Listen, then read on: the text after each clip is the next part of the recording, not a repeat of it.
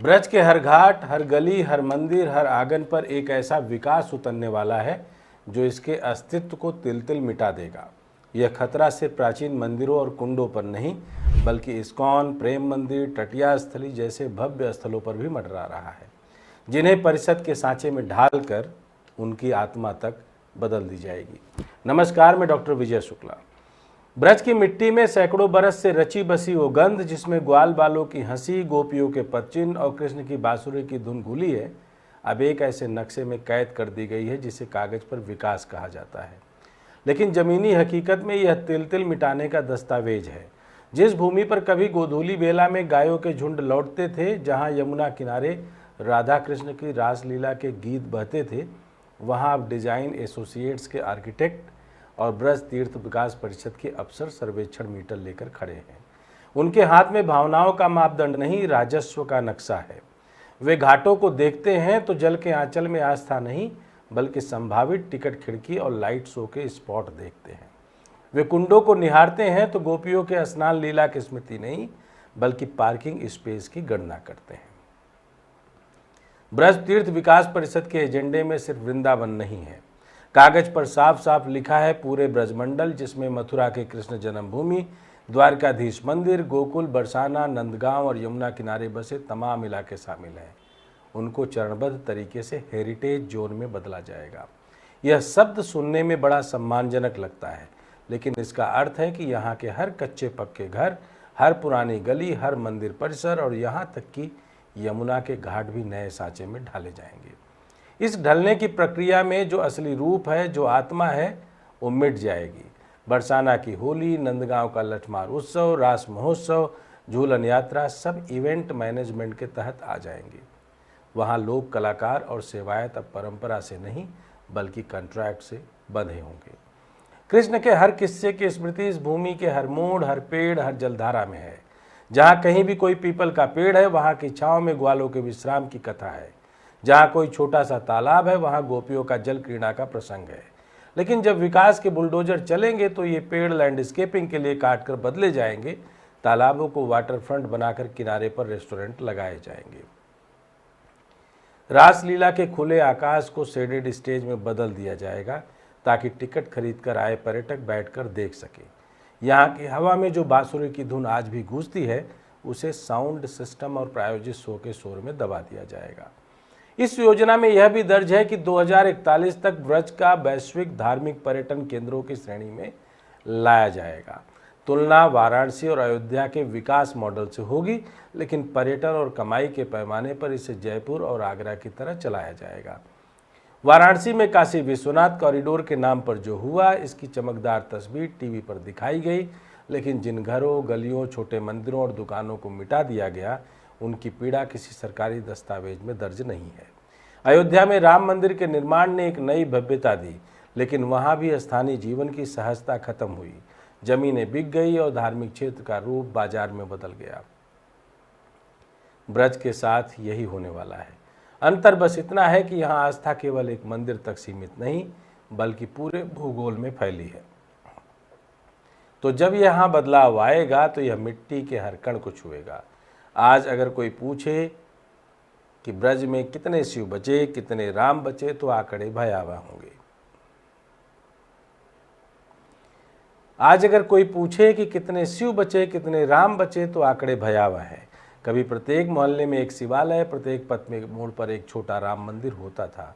अब सरकारी योजनाओं में इनकी गिनती नहीं, इनकी लोकेशन को नॉन हेरिटेज मानकर या तो हटाने या रिलोकेट करने का प्रावधान है। यानी जो शिवालय सैकड़ों साल से गांव के बीच खड़ा है, उसे किनारे कर दिया जाएगा ताकि रास्ता चौड़ा हो सके या नया प्लाजा बन सके। राम के मंदिर भी तब तक सुरक्षित हैं जब तक वे पर्यटक मार्ग में आकर्षण बढ़ाने का काम करते हैं, अन्यथा उन्हें नए मॉडल में ढाल दिया जाएगा। ब्रजवासियों को यह समझना होगा कि यह योजना केवल वृंदावन के घाट और मंदिर तक सीमित नहीं है। परिषद के एजेंडे में मथुरा की कृष्ण जन्मभूमि का इलाका है, जहां धार्मिक और राजनीतिक संवेदनशीलता सबसे अधिक है। वहां सुव्यवस्था और सुरक्षा के नाम पर प्रवेश नियंत्रण, टिकट व्यवस्था और मार्ग पुनर्निर्माण की बात लिखी है। द्वारकाधीश मंदिर का परिसर भी इसी सूची में है, जहां आसपास के पुराने बाजारों को हटाकर हेरिटेज मार्केट बनाने का प्रस्ताव है।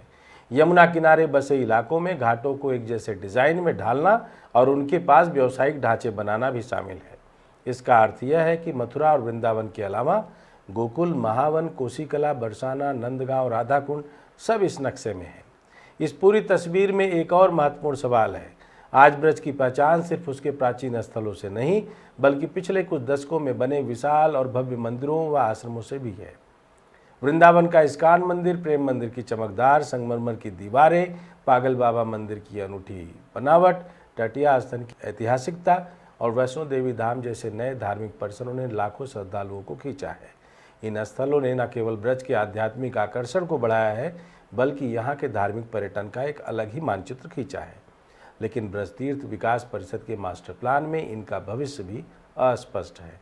कागज पर इन स्थलों के लिए इंटीग्रेशन और हेरिटेज कॉरिडोर जैसे शब्द लिखे हैं, लेकिन जमीनी अर्थ यह है कि इन्हें भी एक तयशुदा पर्यटन जोन में समाहित कर दिया जाएगा। इसका मतलब यह है कि इनके आसपास का पूरा इलाका परिषद के डिजाइन और नियंत्रण में आ जाएगा, चाहे वह इस्कॉन की परिक्रमा मार्ग हो, प्रेम मंदिर की रात की रोशनी का आयोजन, पागल बाबा मंदिर का उत्सव या वैष्णो देवी धाम का विशाल परिसर। इन सभी के संचालन और गतिविधियों पर परिषद की सीधी निगरानी और सुव्यवस्था के नाम पर दखल बढ़ेगा। आज इन स्थलों का संचालन उनके अपने ट्रस्ट या संस्थाओं के हाथ में है। उनकी अपनी नियमावली है और उनकी पहचान उनके संस्थापकों और भक्तों की आस्था से जुड़ी है। लेकिन जब यह सब ब्रज विकास योजना के तहत सेंट्रल मैनेजमेंट में लाया जाएगा, तो न केवल इनके कार्यक्रमों का स्वरूप बदलेगा, बल्कि इनके आर्थिक मॉडल भी परिषद की नीतियों के अधीन हो जाएंगे।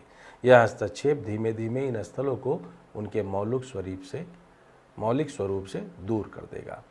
योजना यह दावा करती है कि इससे बेहतर प्रबंधन और एकरूपता आएगी, लेकिन असल में यह विविधता और स्वतंत्रता को खत्म कर देगी।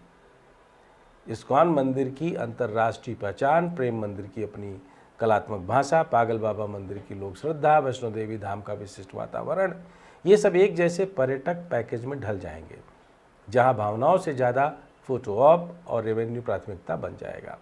अगर ब्रजवासियों और इन मंदिरों से जुड़े भक्तों ने अभी से सजगता नहीं दिखाई, तो आने वाले वर्षों में यह योजना इन भव्य स्थलों के लिए भी एक तरह का काल साबित हो सकती हैं।